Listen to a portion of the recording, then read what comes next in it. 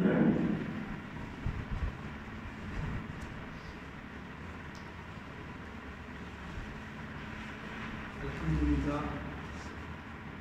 لله رب العالمين، والصلاة والسلام على أشرف الأنبياء والمرسلين وعلى آله وصحبه أجمعين وعلى من تبعهم بإحسان إلى يوم الدين، أما بعد. فأعوذ بالله من الشيطان الرجيم، بسم الله الرحمن الرحيم. يا أيها الذين آمنوا كتب عليكم الصيام كما كتب على الذين من قبلكم لعلكم تتقون. وقال سبحانه وتعالى: شهر رمضان الذي أنزل فيه القرآن هدى للناس وبينات من الهدى والفرقان. وقال رسول الله صلى الله عليه وسلم: من صام رمضان إيمانا واحتسابا غفر له من ذنبه ما تقدم وما تأخر، أو كما قال عليه الصلاة والسلام. محترم حضرات، میں نے آپ حضرات کے سامنے قرآن مجید کی ایک آیت تلاوت کی. اس میں اللہ رب العزت نے ارشاد فرمایا: اے ایمان والو، تم پر روزے فرض کیے گئے جیسا کہ تم سے پہلی امتوں پر فرض کیے گئے، اور روزوں کے فرض کرنے کا مقصد یہ بتایا گیا لعلکم تتقون، تاکہ تمہارے اندر اللہ کا تقوی پیدا ہو، اللہ کا ڈر پیدا ہو. ماہ رمضان کا مہینہ یہ بڑا بابرکت مہینہ ہے. جب ماہ رمضان کا مہینہ آتا، پیارے نبی حضرت محمد مصطفیٰ صلی اللہ علیہ وسلم صحابہ کرام رضوان اللہ تعالی عنہم اجمعین کو مبارکباد دیتے. صحابہ کرام رضوان اللہ تعالی عنہم اجمعین سے کہتے: اتاکم رمضان شہر مبارک. آپ کہتے کہ دیکھو آپ پر ایسا مہینہ آ چکا ہے، ایسا مہینہ سایہ فگن ہو چکا ہے جو بڑا بابرکت مہینہ ہے، بڑا مبارک مہینہ. پھر صحابہ کرام رضوان اللہ تعالی عنہم اجمعین کو آپ خوشخبری دیتے، بشارت دیتے اور کہتے: فتحت فیہا ابواب الجنہ وغلقت فیہا ابواب النار وسلسلت مردۃ الشیاطین. کہتے کہ اس مہینے میں جنت کے تمام دروازے کھول دیے جاتے ہیں اور جہنم کے تمام دروازے جو ہے بند کر دیے جاتے ہیں. وسلسلت مردۃ الشیاطین، اور سرکش شیاطین کو جو ہے زنجیروں میں جکڑ دیا جاتا ہے، قید کر دیا جاتا ہے. آپ صلی اللہ علیہ وسلم صحابہ کو مبارکباد دیتے. یہ بڑا بابرکت مہینہ ہے، اور آپ صلی اللہ علیہ وسلم کا معمول تھا کہ آپ صلی اللہ علیہ وسلم رمضان کے مہینے میں بکثرت اللہ رب العزت کی عبادت کرتے. ویسے تو آپ سال بھر اللہ رب العزت کی عبادت کرتے، مگر رمضان کے مہینے میں آپ کی عبادتوں میں اضافہ ہو جاتا. روزے کی عبادت، قیام اللیل کی عبادت، تلاوت قرآن مجید کی عبادت، ذکر و استغفار کی عبادت، اعتکاف کی عبادت. رمضان کے مہینے میں آپ کی عبادتوں میں اضافہ ہو جایا کرتا. آپ صلی اللہ علیہ وسلم کے دور میں رمضان میں صبح کے وقت 2 اذانیں ہوا کرتی تھی. سحر کے وقت، سحری کے وقت 2 اذانیں ہوا کرتی تھی. پہلی جب اذان ہوتی تو صحابہ کرام رضوان اللہ تعالی عنہم اجمعین کھاتے، اور جب دوسری اذان ہوتی تو کھانے سے رک جایا کرتے. پہلی اذان حضرت بلال حبشی رضی اللہ عنہ دیا کرتے تھے، اور دوسری اذان جو ہے وہ نابینا صحابی حضرت عبداللہ بن ام مکتوم رضی اللہ تعالی عنہ دیا کرتے تھے. پیارے نبی صلی اللہ علیہ وسلم کا ارشاد ہے: ان بلالا یؤذن فکلوا واشربوا حتی یؤذن ابن ام مکتوم. کہ جب بلال اذان دے تو آپ کھاؤ پیو، یہاں تک کہ عبداللہ ابن ام مکتوم جو ہے اذان دے تو آپ کھانے پینے سے رک جاؤ. یعنی صبح صادق کی جب اذان ہو تو آپ جو ہے کھانے پینے سے رک جاؤ. محترم حضرات، پیارے نبی صلی اللہ علیہ وسلم سحری کھانے کا بڑا اہتمام کیا کرتے تھے، اور آپ نے سحری کے کھانے کو جو ہے مبارک خانہ قرار دیا، الغذاء المبارک۔ اور آپ نے ارشاد فرمایا کہ اہل کتاب اور مسلمانوں کے روزے کے درمیان فرق کرنے والی اگر کوئی چیز ہے تو وہ سحری کا کھانا ہے۔ اہل کتاب روزے تو رکھتے ہیں مگر وہ جو ہے سحری نہیں کھاتے، لہذا آپ صلی اللہ علیہ وسلم نے ارشاد فرمایا اور امت کو یہ حکم دیا، تسحروا فإن فی السحور برکہ، کہ سحری کھایا کرو، سحری کیا کرو، فإن فی السحور برکہ، سحری کھانے میں جو ہے وہ برکت ہے۔ آپ صلی اللہ علیہ وسلم سحری کھایا کرتے تھے، اور سحری کھانے کے فوراً بعد جو ہے آپ نماز فجر جو ہے ادا کر لیا کرتے تھے۔ حضرت زید بن ثابت رضی اللہ عنہ سے مروی ہے، آپ نے ارشاد فرمایا کہ پیارے نبی صلی اللہ علیہ وسلم نے ہمارے ساتھ سحری کھائی، اور سحری کھانے کے فوراً بعد جو ہے آپ نے جو ہے نماز فجر ادا کی۔ حضرت زید بن ثابت رضی اللہ عنہ سے دریافت کیا گیا کہ سحری کھانے اور نماز فجر ادا کرنے میں کتنا وقفہ تھا؟ حضرت زید بن ثابت رضی اللہ عنہ نے ارشاد فرمایا قدر ما یقرأ الرجل 50 آیا، کہ ایک شخص کو 50 آیات پڑھنے میں جتنا وقت لگتا ہے اتنی دیر میں جو ہے پیارے نبی صلی اللہ علیہ وسلم جو ہے نماز فجر جو ہے ادا کر لیا کرتے تھے۔ محترم حضرات، پیارے نبی حضرت محمد مصطفیٰ صلی اللہ علیہ وسلم آپ جو ہے گیلی کھجور سے جو ہے افطار کیا کرتے تھے، رطب سے جو ہے افطار کیا کرتے تھے، اور اگر آپ کو رطب گیلی کھجور میسر نہ ہوتی تو آپ تمر سے جو ہے افطار کیا کرتے تھے، سوکھی کھجور سے جو ہے افطار کیا کرتے تھے۔ اگر آپ کو تمر بھی میسر نہ ہوتی، سوکھی کھجور بھی میسر نہ ہوتی، تو آپ جو ہے وہ پانی سے افطار بھی کر لیا کرتے تھے۔ اور پیارے نبی صلی اللہ علیہ وسلم افطار کے وقت یہ دعا پڑھا کرتے تھے، ذهب الظمأ وابتلت العروق وثبت الاجر ان شاء اللہ تعالی، کہ پیاس چلی گئی، وابتلت العروق اور رگیں تر ہو گئی، وثبت الاجر ان شاء اللہ تعالی، اور ہم امید کرتے ہیں کہ ہمیں جو ہے اس کا اجر مل گیا۔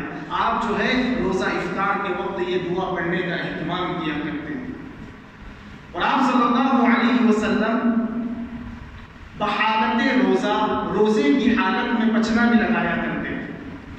حالانکہ بعض احادیث مبارکہ میں آپ صلی اللہ علیہ وسلم نے پچنا لگانے کو روزہ ٹوٹنے سے تعبیر کیا ہے۔ یہ حکم جو ہے یہ عام مسلمانوں کے لیے ہے، چونکہ آپ صلی اللہ علیہ وسلم کو روحانی قوت حاصل تھی، لہٰذا آپ جو ہے حالت روزے میں جو ہے پچنا بھی لگا لیا کرتے ہیں۔ محترم حضرات، آپ صلی اللہ علیہ وسلم کو بعض صحابہ کرام رضوان اللہ تعالی عنہم اجمعین اپنے گھر افطار کے لیے مدعو کیا کرتے تھے، اور افطار کے لیے اپنے گھر بلایا کرتے تھے۔ ایک موقع پر آپ صلی اللہ علیہ وسلم حضرت سعد بن معاذ رضی اللہ عنہ کے گھر تشریف لے گئے افطار کرنے کے لیے، اور آپ صلی اللہ علیہ وسلم نے وہاں پر افطار کی، اور افطار کرنے کے بعد آپ صلی اللہ علیہ وسلم نے انہیں دعا دی، افطر عندکم الصائمون واکل طعامکم الابرار وصلت علیکم الملائکہ۔ افطار کرانا یہ بڑی نیکی ہے، یہ بہت بڑی نیکی کا کام ہے۔ آپ صلی اللہ علیہ وسلم نے ارشاد فرمایا، جو شخص کسی شخص کو، کسی صائم کو، کسی روزے دار کو افطار کراتا ہے تو اسے اتنا ہی اجر ملتا ہے جتنا اس روزے دار کا اجر ہے، اور اس روزے دار کے اجر میں کوئی کمی بیشی نہیں کی جاتی۔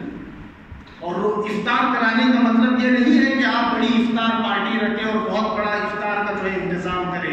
اگر آپ کسی کو ایک کھجور بھی کھلا دیتے ہیں، ایک گلاس پانی بھی پلا دیتے ہیں، تو آپ کو انشاءاللہ اس روزے دار کا جو ہے مکمل اجر مل جائے گا۔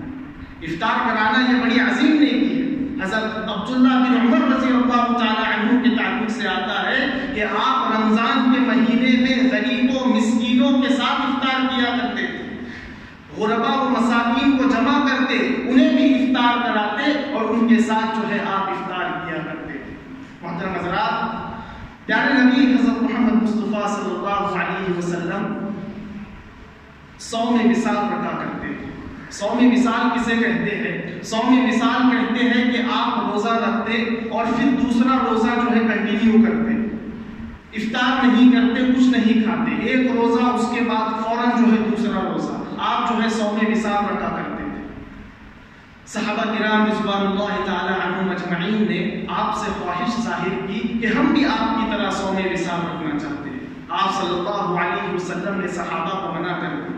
پھر صحابہ کرام رضوان اللہ تعالی عنہم اجمعین نے شدید خواہش ظاہر کی کہ ہم بھی جو ہے صوم وصال رکھنا چاہتے ہیں، ایک کے بعد فوراً دوسرا روزہ، بیچ میں کوئی افطار نہیں، کھانا نہیں۔ لہذا آپ صلی اللہ علیہ وسلم نے صحابہ کرام رضوان اللہ تعالی عنہم اجمعین کو صوم وصال رکھنے کی اجازت دی۔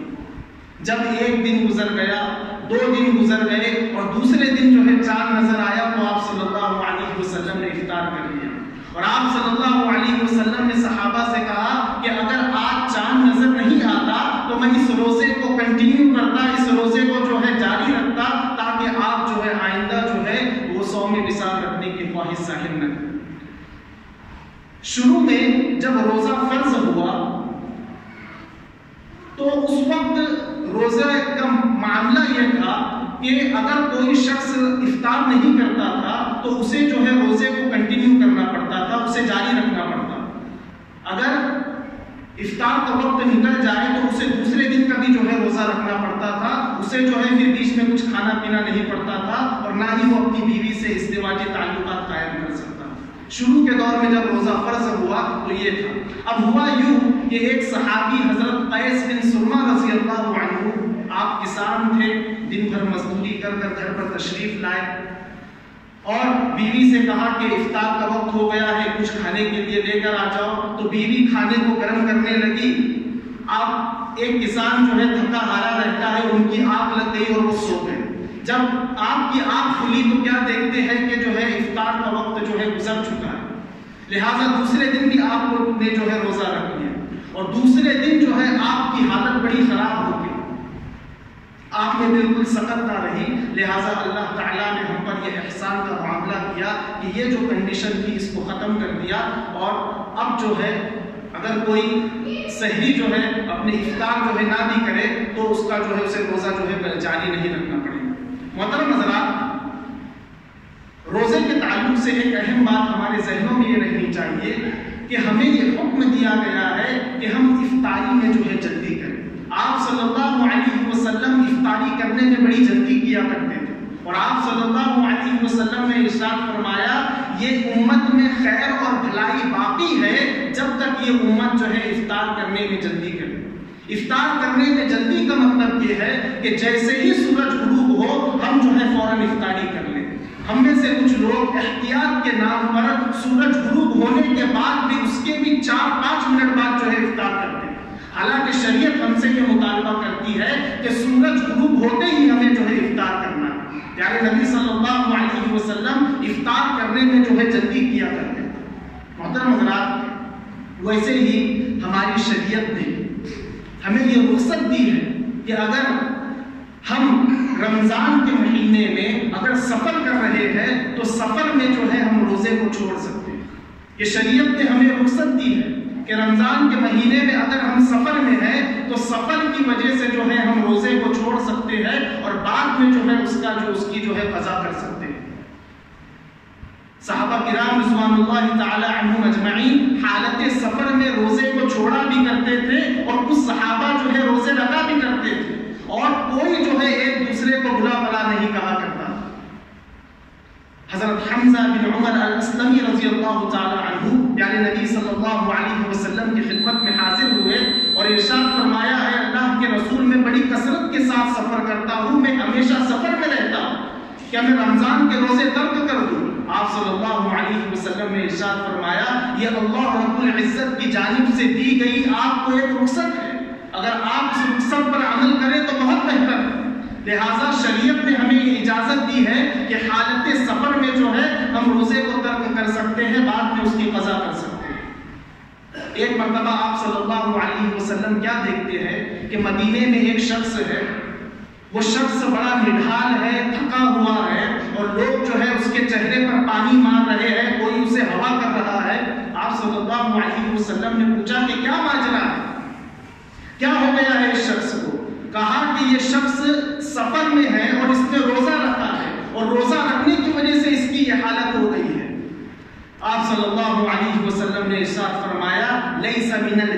الصيام في السفر کہ حالت سفر میں روزہ رکھنا یہ کوئی نیکی کا کام نہیں ہے. لیس من البر الصيام في السفر، حالت سفر میں روزہ رکھنا یہ کوئی نیکی کا کام نہیں ہے. حالانکہ اس سے پتہ چلتا ہے کہ شریعت مطہرہ نے ہمیں حالت سفر میں روزہ ترک کرنے کی جو ہے اجازت دی. البتہ اس کے بعد جو ہے جب بھی ہمیں موقع ملے ہمیں جو ہے اس کی قضا جو ہے کرنا ہوگی. ویسے ہی اگر فتح مکہ کے موقع پر آپ غور کریں کہ فتح مکہ کے موقع پر پیارے نبی صلی اللہ علیہ وسلم جو ہے وہ روزے سے تھے، اور جیسے ہی آپ عصر کا وقت قریب آیا تو آپ صلی اللہ علیہ وسلم جو ہے حالت روزے سے تھے اور سفر میں تھے. آپ جو ہے بڑے نڈھال ہو گئے اور آپ پر جو ہے کمزوری جو ہے غالب آ گئی. تمام صحابہ کی حالت بھی بہت خراب تھی. آپ صلی اللہ علیہ وسلم اپنے گھوڑے پر سوار تھے. آپ صلی اللہ علیہ وسلم نے پانی منگوایا اور عصر کے وقت جو ہے اپنا روزہ توڑا. آپ کو دیکھ کر بہت سارے صحابہ نے جو ہے اپنا روزہ توڑا، مگر کچھ صحابہ کرام رضوان اللہ تعالی عنہم اجمعین نے جو ہے اپنا روزہ نہیں توڑا. تو آپ صلی اللہ علیہ وسلم نے ان صحابہ کے تعلق سے کہا اولئک العصاۃ، اولئک العصاۃ، کہ وہ نافرمان ہیں، وہ نافرمان ہیں. آپ نے 2 مرتبہ ارشاد فرمایا. پتہ چلا کہ حالت سفر میں جو ہے، اور ہمارے معاشرے میں یہ بات عام ہے کہ اگر ہم زیادہ سے زیادہ 12 بجے تک جو ہے روزہ توڑ سکتے ہیں، اس سے آگے اگر چلے گئے تو ہم روزہ توڑ نہیں سکتے. حالانکہ یہ بات جو ہے بالکل غلط ہے. اگر آپ حالت سفر میں ہے اور اگر آپ بالکل نڈھال ہو جائے تو شریعت نے ہمیں یہ اجازت دی ہے کہ ہم جو ہے روزے کو ترک کر سکتے ہیں. محترم حضرات، یہ ماہ صیام کے تعلق سے کچھ باتیں تھیں، اور جیسا کہ میں نے آپ حضرات کے سامنے شروع میں ایک حدیث پڑھی کہ پیارے نبی حضرت محمد مصطفیٰ صلی اللہ علیہ وسلم نے ارشاد فرمایا من صام رمضان ایمانا واحتسابا غفر له من ذنبه ما تقدم وتأخر. پیارے نبی حضرت محمد مصطفیٰ صلی اللہ علیہ وسلم نے ارشاد فرمایا جو ماہ رمضان کے روزے رکھے ایمان و احتسابا، ایمان کے ساتھ اور اجر و ثواب حاصل کرنے کی نیت کے ساتھ، غفر له من ذنبه ما تقدم وما تأخر، اس کے پچھلے تمام گناہ جو ہے معاف کر دیے جاتے ہیں. اللہ اکبر.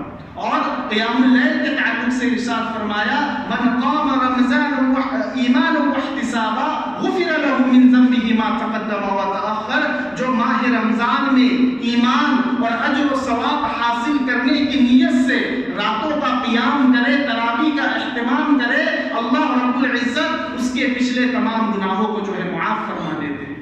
محترم حضرات، ماہ رمضان کی ایک اہم عبادت جو ہے وہ ہے تلاوت قرآن مجید. ماہ رمضان میں حضرت جبرائیل امین علیہ السلام پیارے نبی صلی اللہ علیہ وسلم کے پاس تشریف لاتے اور آپ صلی اللہ علیہ وسلم انہیں قرآن سناتے. جتنا قرآن نازل ہوتا آپ جو ہے انہیں اتنا قرآن سناتے. اور جب آپ صلی اللہ علیہ وسلم کا آخری رمضان تھا، اس آخری رمضان میں پیارے نبی حضرت محمد مصطفیٰ صلی اللہ علیہ وسلم نے جبرائیل امین کو 2 مرتبہ قرآن سنایا. جبرائیل امین کا رمضان کی رات میں آنا، پیارے نبی حضرت محمد مصطفیٰ صلی اللہ علیہ وسلم کا جبرائیل امین کو قرآن سنانا، یہ اس بات پر دال ہے کہ رمضان کے مہینے میں راتوں میں قرآن مجید کی تلاوت کرنا بڑی عظیم عبادت ہے. رمضان کے مہینے میں رات میں خصوصی طور پر قرآن مجید کی تلاوت کرنا یہ بڑی عظیم عبادت ہے. یہی وجہ ہے کہ پیارے نبی حضرت محمد مصطفیٰ صلی اللہ علیہ وسلم نے ارشاد فرمایا کل بروز قیامت روزہ اور قرآن یہ جو ہے ایک مومن کے حق میں جو ہے سفارش کرے. روزہ یہ سفارش کرے گا کہ اے اللہ اس نے تیری رضا کے خاطر جو ہے کھانے پینے کو ترک کر دیا تھا، اور قرآن مجید یہ سفارش کرے گا کہ اے اللہ اس بندے مومن نے تیری رضا کے خاطر راتوں کو جاگ کر جو ہے میری تلاوت کی تھی. لہٰذا رمضان کے مہینے میں رات میں جو ہے تلاوت کرنا یہ بڑی عظیم عبادت ہے. اور آپ صلی اللہ علیہ وسلم وحی آنے سے پہلے رمضان کے 3 عشروں میں جو ہے آپ جو ہے اعتکاف کیا کرتے تھے. اور جب آپ لیلۃ القدر کی جو ہے تلاش میں جو آپ جو ہے اعتکاف کیا کرتے تھے، اور جب آسمان سے یہ وحی نازل ہو گئی کہ آپ لیلۃ القدر کو رمضان کے آخری عشرے میں تلاش کریں، پھر آپ صلی اللہ علیہ وسلم جو ہے آخری عشرے میں اعتکاف کیا کرتے تھے اور لیلۃ القدر کی تلاش کیا کرتے تھے۔ اور لیلۃ القدر کے تعلق سے پیارے نبی صلی اللہ علیہ وسلم نے ارشاد فرمایا کہ جو شخص لیلۃ القدر میں قیام کرے، اللہ تعالیٰ اس کے بھی جو ہے پچھلے تمام گناہوں کو معاف کر دیتے ہیں۔ اللہ رب العزت سے دعا ہے کہ اللہ رب العزت ہمیں اس مہینے کی سعادتوں اور برکتوں سے فیضیاب ہونے کی توفیق عطا فرمائے۔ اللہ رب العزت ہمیں صیام بالنہار و قیام باللیل کی توفیق عطا فرمائے، اور زیادہ سے زیادہ ہمیں قرآن مجید کی تلاوت کرنے کی توفیق عطا فرمائے۔ وآخر دعوانا ان الحمد للہ رب العالمین۔